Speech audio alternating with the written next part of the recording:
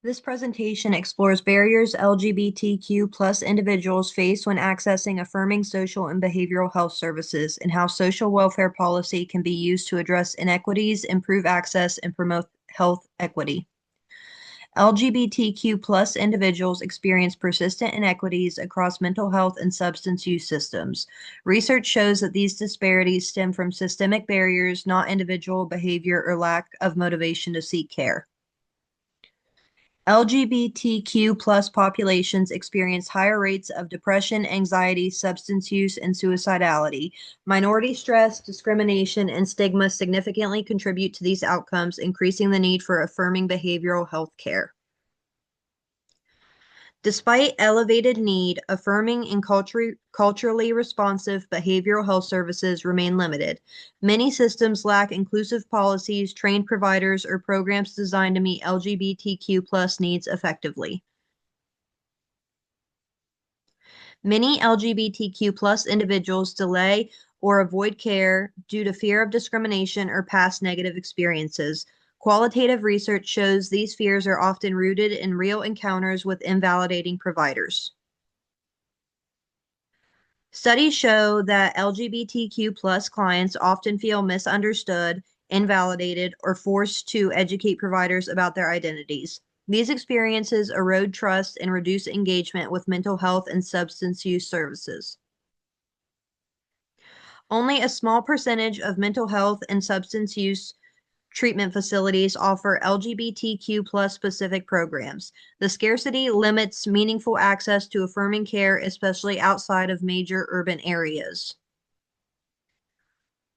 Publicly funded and Medicaid accepting programs are even less likely to provide LGBTQ plus tailored services. This disproportionately impacts low income LGBTQ plus individuals who rely on public systems for care. LGBTQ plus youth face compounded barriers to care and higher mental health risks. Community-based and affirming models help reduce stigma, increase trust, and improve early mental health intervention. Affirming care includes inclusive language, respectful intake processes, visible non-discrimination policies, and providers trained to validate LGBTQ plus identities rather than question or minimize them. Research shows that LGBTQ plus cultural competency training improves provider knowledge, attitudes, and clinical practices. Training directly influences whether clients feel safe, respected, and willing to remain in care. Affirming care should be the standard across behavioral health systems, not dependent on geography, provider preference, or a client's ability to advocate for themselves.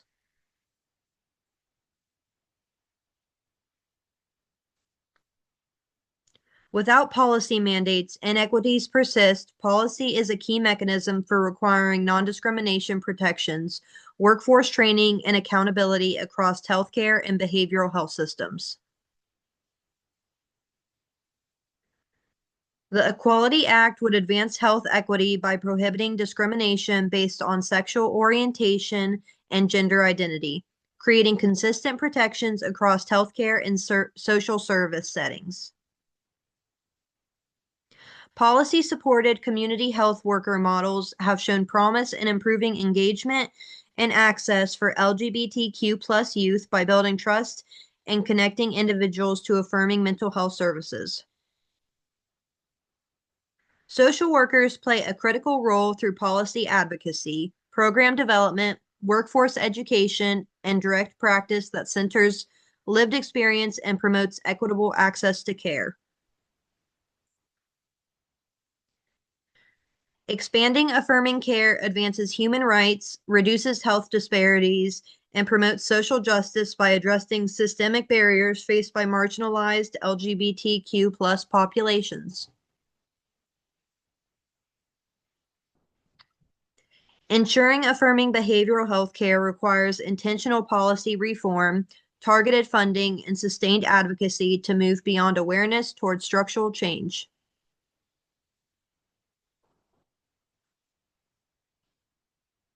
Addressing these barriers means shifting systems so affirming care is consistent accessible, and equitable, rather than dependent on chance, location, or individual resilience.